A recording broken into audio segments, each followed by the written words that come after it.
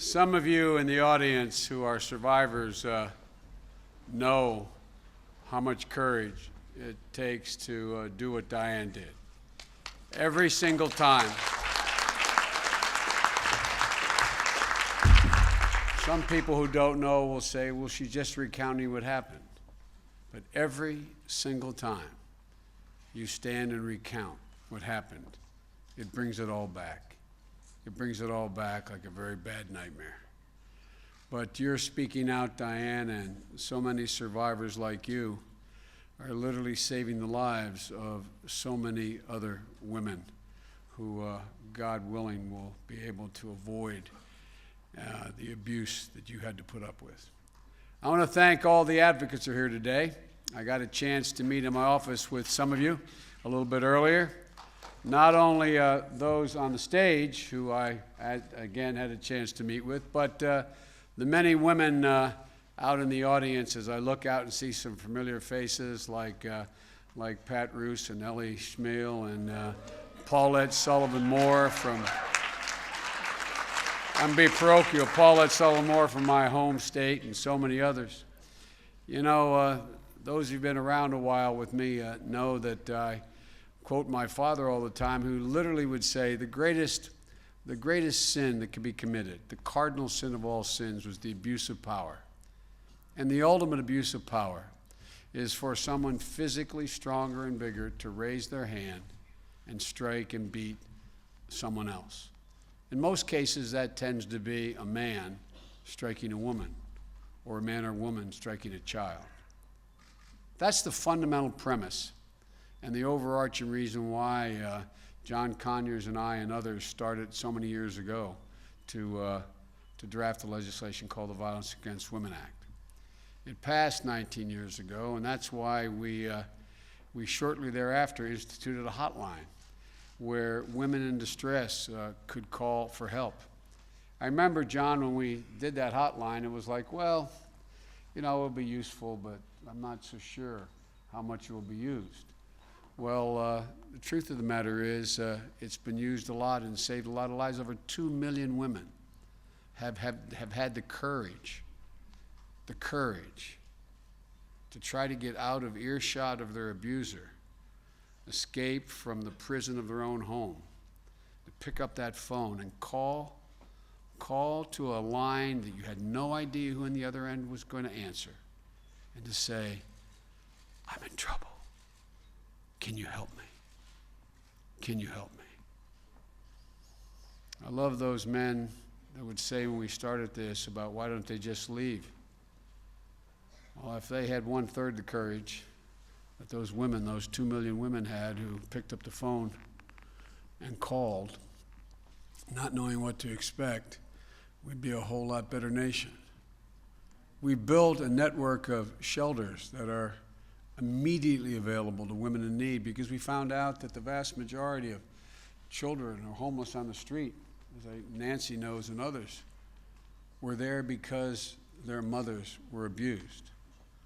Imagine fleeing for your life with only the clothes on your back and your child in your arms.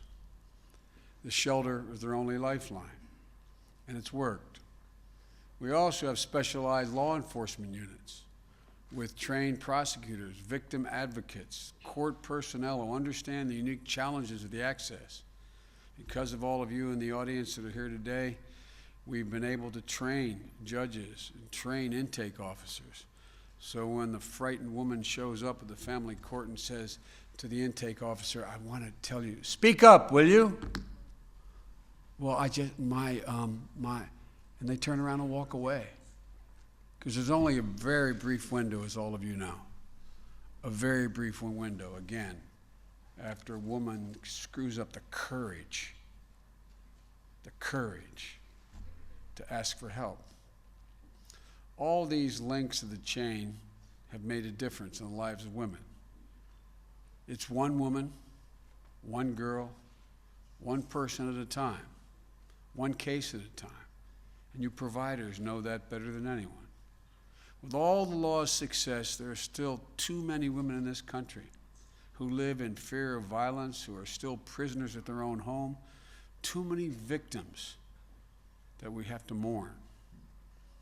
We knew from the outset in 1994 that there was much more we could have done at the beginning if we were able to get the votes.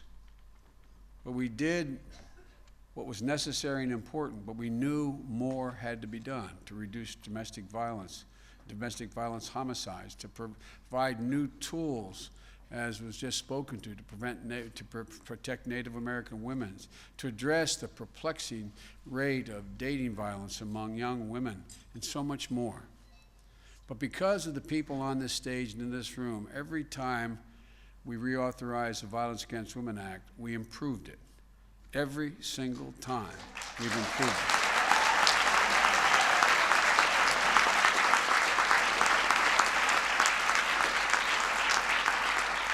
And we did this again. First, we've given jurisdiction to tribal courts over those who abuse women on reservations, regardless of whether or not they're Native American. Two, we're providing more resources to the state so they can be trained as to how to collect evidence, acquire convictions, particularly in prosecutions for rape. We're going to increase the use of proven models to reduce domestic violence homicides. We've all focused on the tragic gun violence that has been in the news lately, but I want to point something out to you. From 2009 to 2012, 40% of the mass shootings in America, other than the celebrated ones you've seen, 40% where there's 4 or more people have been shot. The target has been a former intimate partner or a close family member. So they go into the office just like that young man or woman who stood in front of you when your husband came with a loaded pistol to shoot you. 40% are a consequence of domestic violence. We've created a strong anti-violence program. Campuses will have more tools to educate students about sexual violence. So when Congress passed this law that the President will sign today, they just didn't renew what I consider a sacred commitment to protect our mothers, our daughters, our sisters. They strengthened that commitment. And I want to thank them all. I hope I don't leave anybody out. Starting off with my old buddy, Pat Leahy, who chairs the committee. Pat, thank you very, very much. And Mike Crapo. Mike, this wouldn't have happened had you not stepped up. Lisa Murkowski, who's not here, but my friend who I don't want to get her in trouble, but I know she really likes me because I like her a lot. Senator Collins. You know, seriously, it was Republicans coming and standing up and saying this has to be done in the Senate. So we owe you big.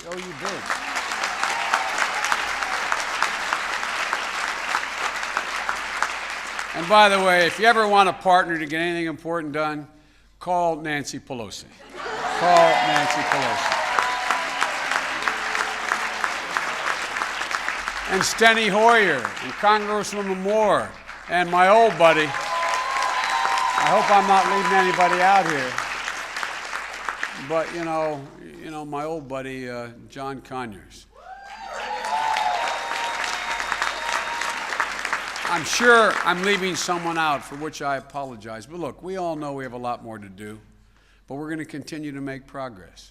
And one of the reasons we're going to continue to make progress is we're going to have for at least 3 more years the President of the United States, my friend Barack Obama.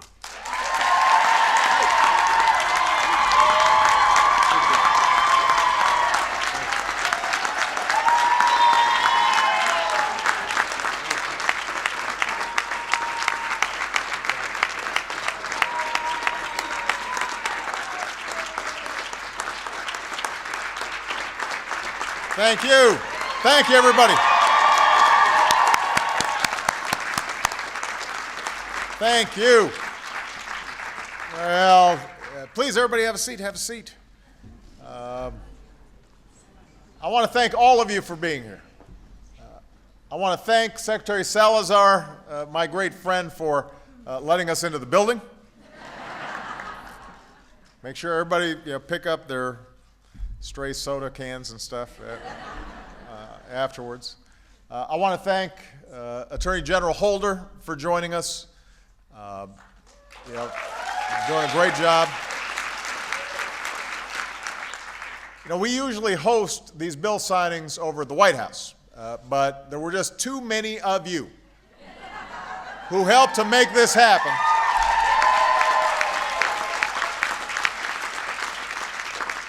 And you all deserve to be a part of this moment. I want to thank everybody on this stage. Joe just mentioned the extraordinary work that each and every one of these leaders, both advocates as well as legislators. And I left out Congressman Tom Cole. Well, there you go. Give Tom a big round of applause.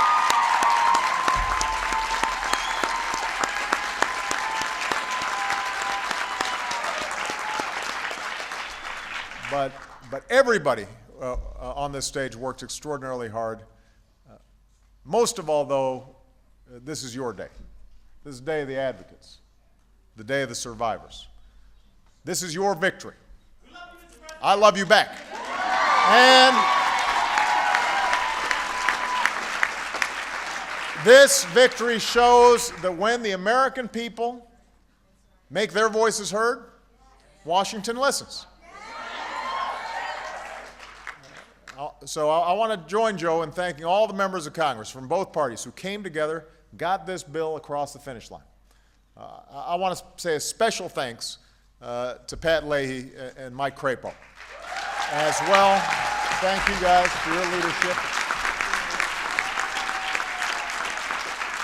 And I want to give much love to Gwen Moore, who worked so hard on this.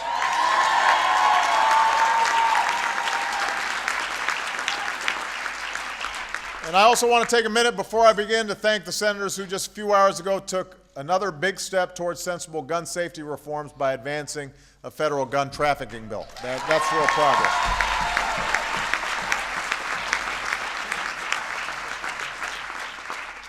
Now, the Senate Judiciary Committee sent legislation to the Senate floor that would crack down on folks who buy guns only to turn around and funnel them to dangerous criminals. And it's a bill named in part for Hadia Pendleton, who was murdered in Chicago earlier this year. You'll remember I told this story about how she had marched in the inauguration parade and just a few weeks later had been gunned down about a mile away from my house.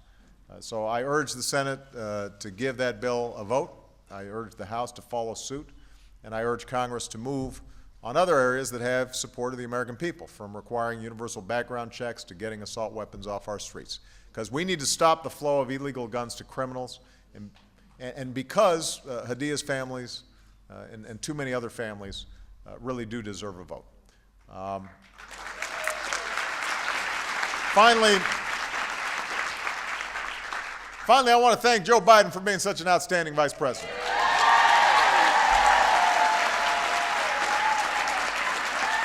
That's right, you can stand for Joe. Stand for Joe. Give it up for Joe Biden.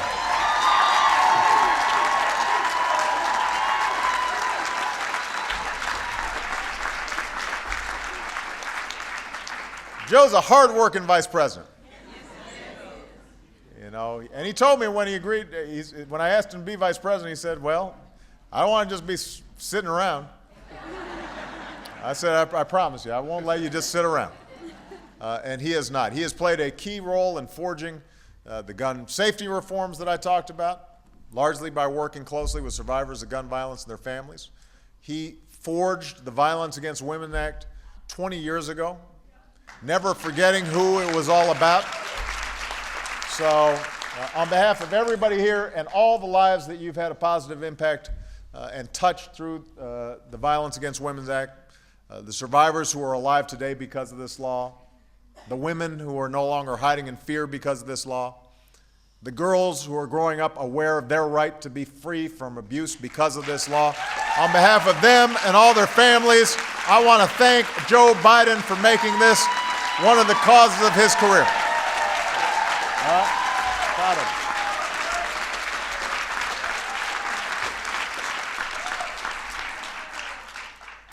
Now, as Joe said earlier, we've come a long way. Back when Joe wrote this law, domestic abuse was too often seen as a private matter, best hidden behind closed doors. Victims too often stayed silent, or felt that they had to live in shame that somehow they had done something wrong. Even when they went to the hospital or the police station, too often they were sent back home without any real intervention or support. They felt trapped, isolated, and as a result, domestic violence too often ended in greater tragedy. So one of the great legacies of this law is that it didn't just change the rules. It changed our culture. It empowered people to start speaking out. It made it okay for us as a society to talk about domestic abuse. It made it possible for us as a country to address the problem in a real and meaningful way. And it made clear to victims that they were not alone, that they always had a place to go, and they always had people on their side. And today, because members of both parties worked together, we're able to renew that commitment. Reauthorizing the Violence Against Women Act is something I called for in my State of the Union address, and when I see how quick it got done, I'm feeling.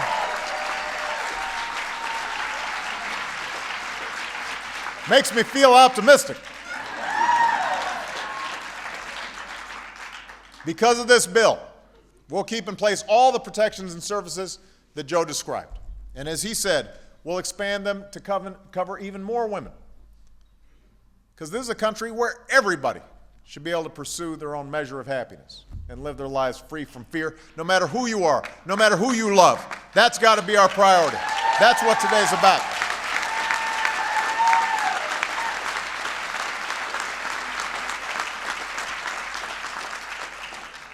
Today is about the millions of women, the victims of domestic abuse and sexual assault, who are out there right now looking for a lifeline, looking for support.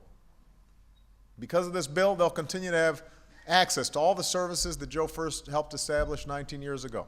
A national hotline, network of shelters, protection orders that carry across state lines. And because of this bill, we're also expanding housing assistance so that no woman has to choose between a violent home and no home at all. That's what today is all about.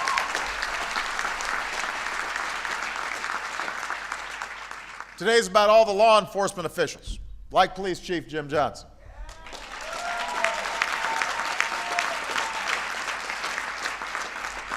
They're the first to respond when a victim calls for help. And because of this bill, we're continuing all the training and support that's proven so effective in bridging some gaps that were in actual enforcement of the law so that we can actually bring more offenders to justice. And we're giving our law enforcement better tools to investigate cases of rape, which remains a consistently underreported crime in our country. Helping police officers deliver on the most important part of their job, preventing harm and saving lives. That's what today's all about. Today's about women like Diane. I'm so grateful Diane shared her story. That takes great courage. And tragically, it is a common story. I know we've got tribal leaders here today, and I want to thank all of you for fighting so hard on behalf of your people to make this bill a reality.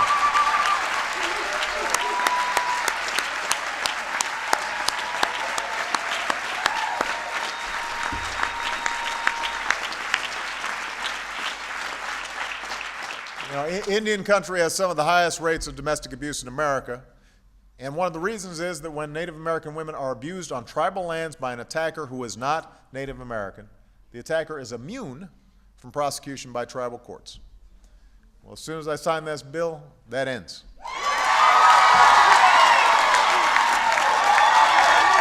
That ends.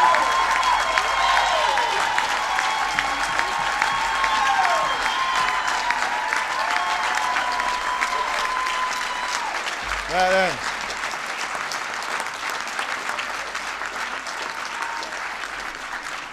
Tribal governments have an inherent right to protect their people, and all women deserve the right to live free from fear, and that is what today is all about.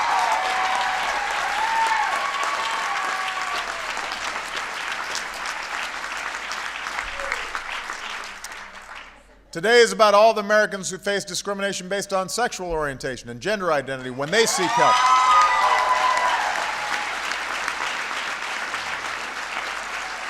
So I want to thank Sharon Stapel, who's here.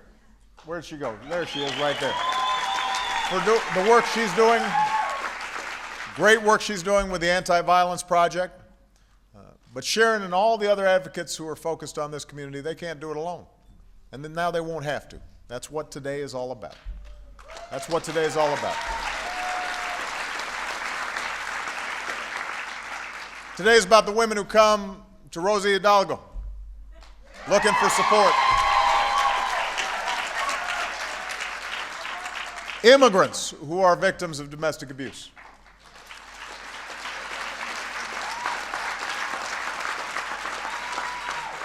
I mean, imagine the dilemma for so many.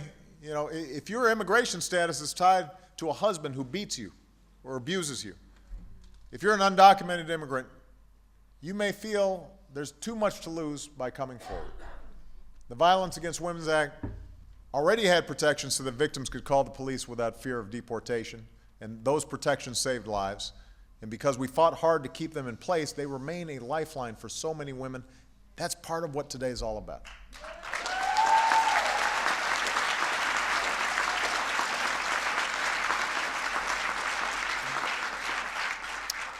Today is about young women like Ty, who was brought into the sex trade by a neighbor when she was 12 years old. And Ty was rescued with the help of an organization led by trafficking survivors. Today she's enrolled in college. She's working full-time to help at-risk girls stay out of the sex trade. Couldn't be proud of her. So proud.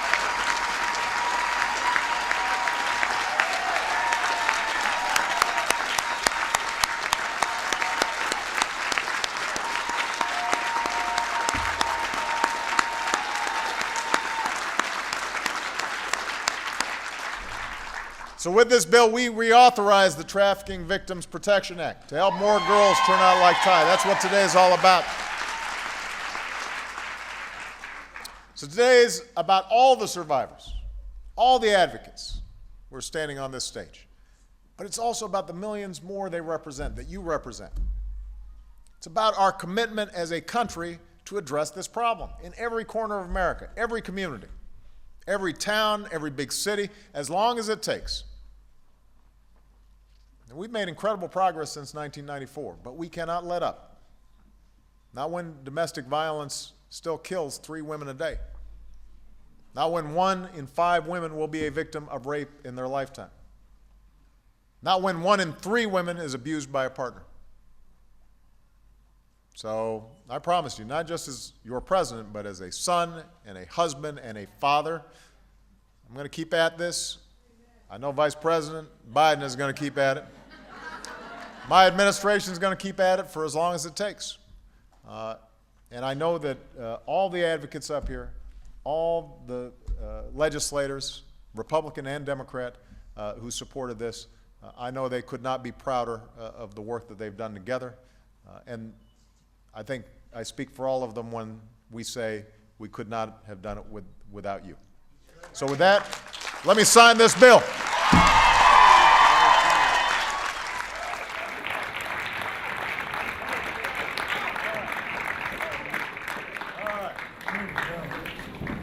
All right.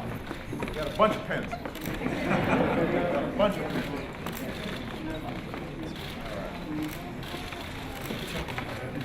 Well, it's, you know, when you're doing it one letter at a time, it ends up being a little funny. Yeah, yours is right. That's a nice way to say it.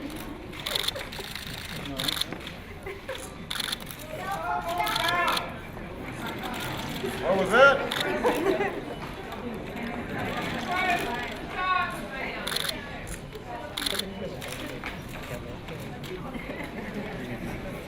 I think we got a 10 for everybody. Well, I'm not counting. I never get in the whole candy distribution thing.